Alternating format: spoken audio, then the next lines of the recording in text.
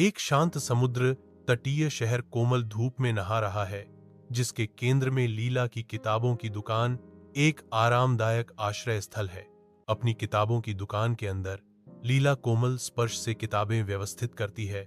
उसकी शांत मुस्कान उसके अभयारण्य के शांत आनंद को दर्शाती है। प्रचंड तूफान के बीच किताबों की दुकान की खिड़कियां प्रकृति के प्रकोप के लिए कैनवस बन जाती हैं, क्योंकि बिजली एथन के थके हुए प्रवेश द्वार को रोशन करती है।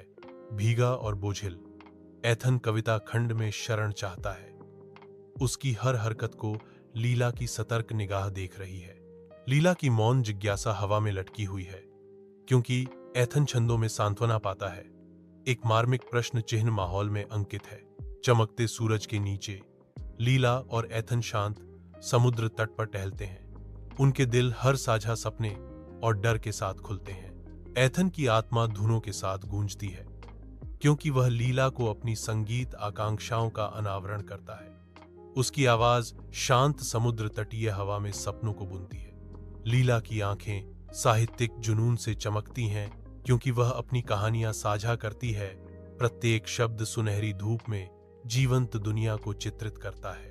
हर एक इकरार और खुलासे के साथ उनके बीच के बंधन मजबूत होते हैं, जो उनकी आत्माओं को भेद्यता और विश्वास की एक साझा यात्रा में बांधते हैं। मंच पर एथन अपने संगीत में अपनी आत्मा उड़ेल रहा है। हर स्वर लीला के लिए एक हार्दिक संदेश है। श्रोताओं में बैठी लीला पूरी तरह से एथन के प्रदर्शन से मोहित हो जाती है। उसकी आंखें उसके संगीत के साथ एक गहरा संबंध दर्शाती हैं। संगीत बढ़ता है। एथन के संगीत के माध्यम से लीला के लिए खुद को व्यक्त करने के साथ स्थल भर जाता है।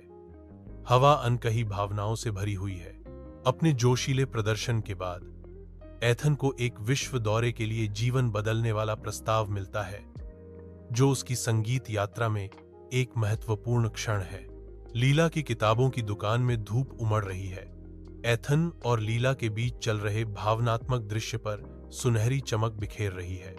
एथन स्पष्ट रूप से घबराई हुई ऊर्जा से भरा हुआ लीला को केओ विश्व दौरे के प्रस्ताव का विवरण बताता है। हालांकि उदास लीला की आंखें एथन के लिए अटूट समर्थन दर्शाती हैं, क्योंकि वे प्यार और भविष्य की जटिलताओं से निपटते हैं।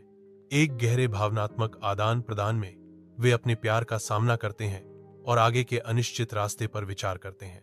जीवंत समुद्र तटीय शहर में एथन विदा लेने की तैयारी करता है।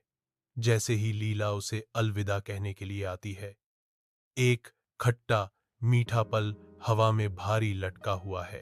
लीला विनती करती है, अलविदा एथन, मुझसे वादा करो कि तुम मुझे नहीं भूलोगे।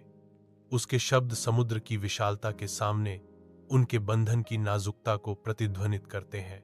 एथन उसे दिलासा देता है और कहता है, कभी नहीं लीला, मेरा प्यार तुम्हारे लिए कभी नहीं मिटेगा, चाहे दूरी कितनी भी हो।